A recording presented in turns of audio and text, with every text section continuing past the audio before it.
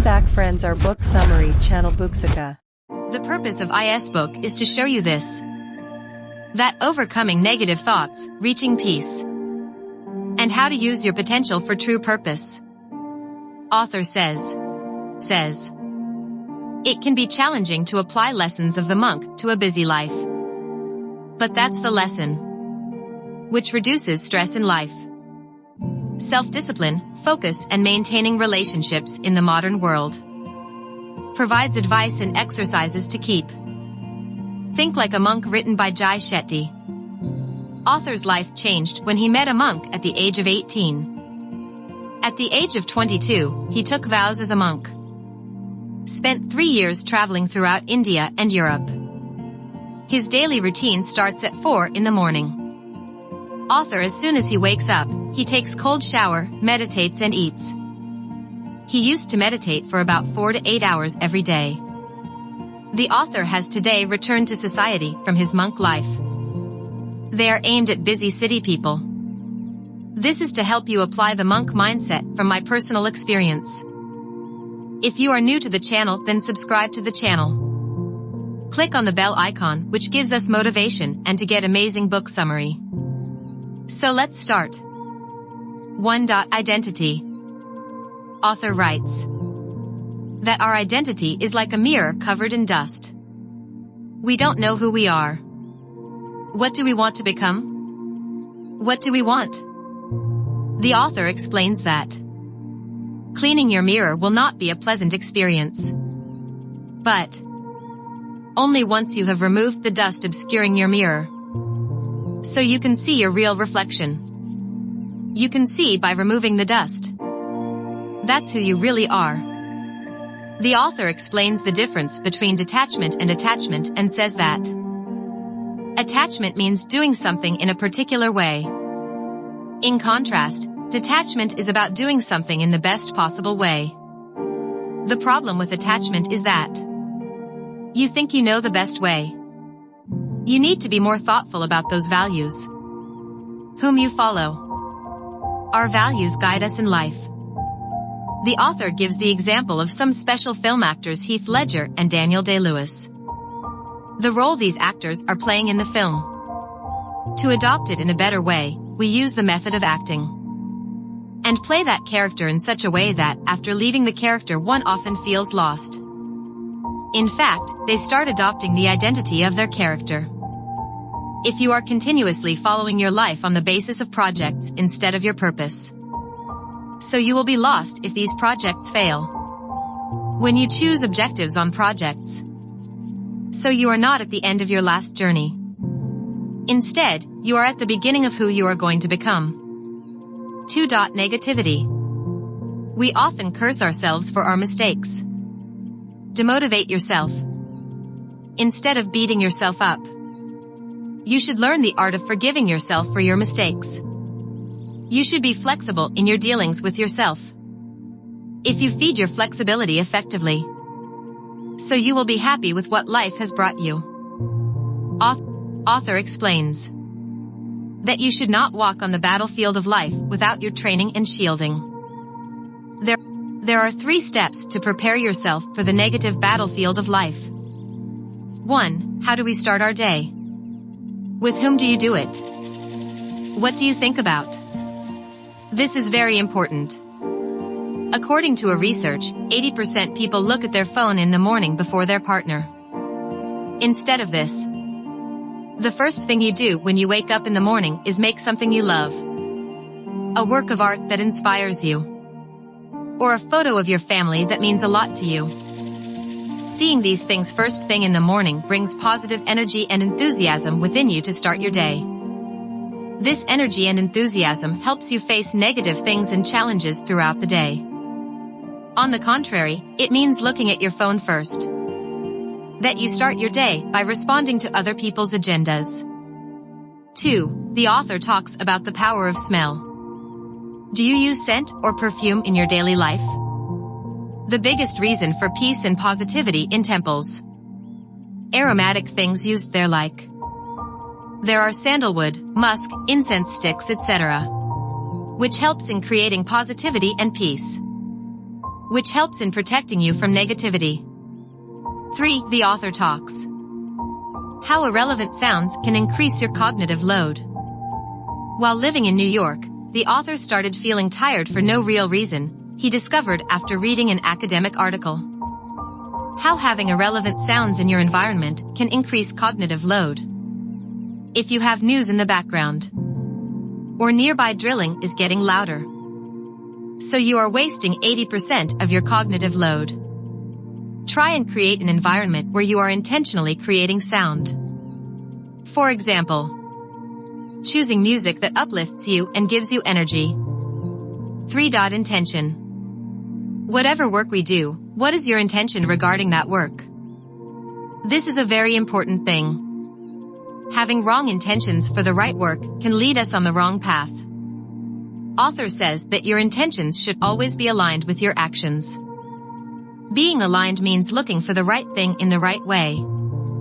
Positive intention is so powerful that you can do wrong things with the right intentions and still get to where you want to be. You need to stop and think. Why are you doing what you are doing? Always remember one thing. Don't let external factors drive your inner happiness. Your happiness is affected by external factors. That you are putting your happiness in someone else's hands. You are giving up control over your happiness. 4. Routine. A simple morning routine is important to set your day off on the right foot. The author explains that having a powerful routine is key to having an incredible day. However, the author does not recommend this. That you should be someone who gets everything done in the morning. You don't need to work for hours in the morning or achieve your life goals in the morning. Despite this, the author outlines some simple practices which you can use to help positively influence your morning routine. Don't look at your phone when you look at your phone in the morning. So you already let the messages and information come and override your mind. You're already setting yourself up to be reactive throughout the day. Plan your next day the night before. The author explains that people make decisions during the morning, which will affect the rest of their day. For example, in the morning we decide what to wear, eat, and do that evening. However, the author offered some warnings against decision fatigue. We can make bad decisions if we have to make them on the morning of that day. Therefore, the author recommends making simple decisions today about tomorrow.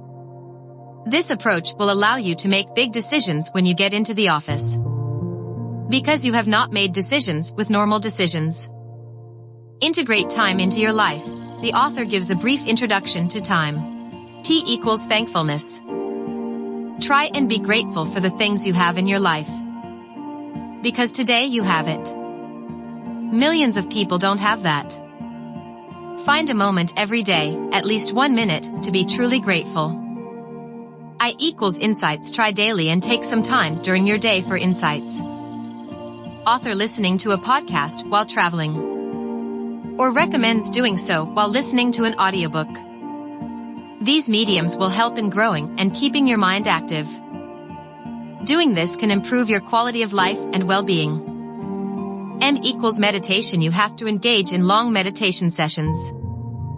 Instead, try and meditate for 2 minutes each day. A small amount of meditation will allow you to keep calm and provide you with mental clarity.